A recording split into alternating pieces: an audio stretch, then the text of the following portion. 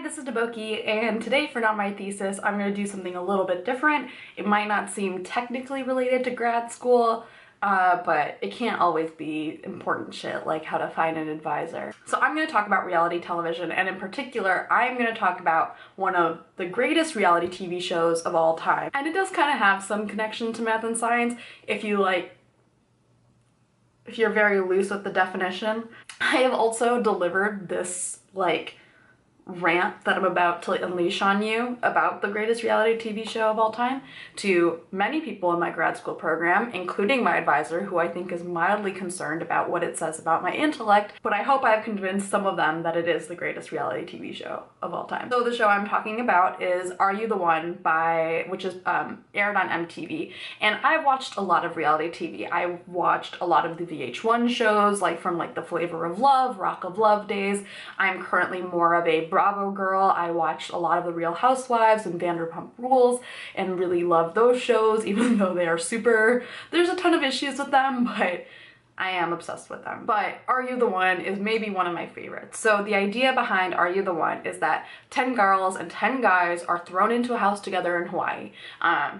Kind of a familiar concept, but the basic idea is that the production company or MTV or whoever ahead of time has done interviews and sent out questionnaires to these people and have now determined that between these 10 girls and 10 guys, each of the guys and each of the girls, they have a match in their house.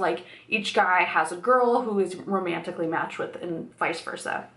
And the goal is that as a house, in 10 weeks, they have to all figure out who their perfect match is, and if they collectively figure that out, then they can win $1 million. So it will be split between all 10 of them, between all 20 of them, but there is a cash prize. But they have to do all of this together. So within each week's cycle, there are 2 opportunities to get information. The first is what's called the truth booth. To get into the truth booth, what first happens is kind of your standard reality TV competition shenanigans, some really stupid or gross obstacle course or trivia contest is enacted, and whoever wins that competition, whichever 3, they get to pick someone to go out on a date with them. And I think it's usually maybe 3 or 4 couples end up getting to go out on a date. The rest of the house, while this group is out on their date, they get to vote which couple goes into the truth booth. And yeah, so when the couples get back, they find out who gets sent out on and who's going to the truth booth, and the truth booth will tell that couple and the rest of the house, are these people a match or not? So it is completely explicitly laid out. Are they a match? And so yeah, that's their first source of information.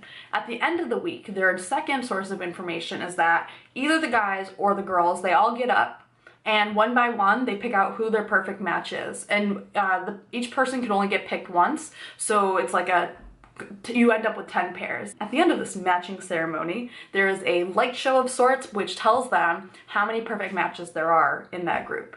They don't know who the matches are, they just know, is there 1 perfect match, 5 perfect matches, or in their ideal situation, 10 perfect matches. Already this is really interesting, it has this kind of interesting strategy and probability element to it, dictating, who do you send into the truth booth, or how do you pick the perfect matches when you're going up as a house. This is all complicated by the fact that a lot of these people are thinking with their hearts kind of people and not necessarily always thinking with their heads. So inevitably, in almost every season, what happens within the first episode is 2 people meet each other and within 5 minutes decide that they are madly in love, that they are each other's perfect matches. So they are of course sent immediately into the truth booth, which of course tells them that they're not. Literally one of these couples, I think the very first season, the reason why they decided that they were a perfect match is because the guy had a tattoo from Labyrinth and the girl recognized it. So they were we must be a match. And they immediately found out that they weren't a match, and then spent the rest of the season angsting about the fact that they weren't a perfect match and refusing to meet anybody else in the house, even though there was money on the line. So yeah, it creates a really interesting tension because people are I'm in love with this one person and they are my match and I can't talk to anyone else, even though they know that they're not actually their match and I have to talk to other people. There's also really interesting things with figuring out what different matches tell you, especially if you follow along. Like, there have been times where I'll follow along with the season, who are the perfect matches, like who the truth booth says are not a match, and who lines up with each other at the matching ceremony, and how many different beams they get, to try to predict, you know, who are the perfect matches. And it's really interesting to see how that shapes up, and how, and at what point in the season you have enough information to actually say with like 100% certainty that these are the matches. I think it's hard for the people on the show to do this. From what I've heard, I don't know if this is true, but I think they're not allowed like pens and paper and stuff, so I think it's a little bit harder for them to do that. Like, I'm sitting here with my Google spreadsheet doing it, so, you know, I can't talk shit. It's really funny to see them try to figure this out, and sometimes being really terrible at it and refusing to follow along with some kind of plan because they just really want to follow their heart and pull some stupid bullshit. So yeah, there is like kind of this mathy element to it. And I think that is kind of like, I watch this with a lot of my undergrad friends who are also like mathy people, and I think we like to pretend that this is why we watch it. It's also just really entertaining drama because it's such a funny combination of like strategy and like your standard romantic bullshit. The thing that's also funny is like, these people are not competing against each other. Like, they are on the same side, but they cannot get their shit together. And maybe it's because there's the romantic element, and maybe because there's the alcohol, and maybe like producer stuff, and maybe just, you know, the standard reality TV like environment of being like stuck in a house with like only, you know, 19 other people and a camera crew. Shit happens and you're kind of just like, why? It's an amazing show.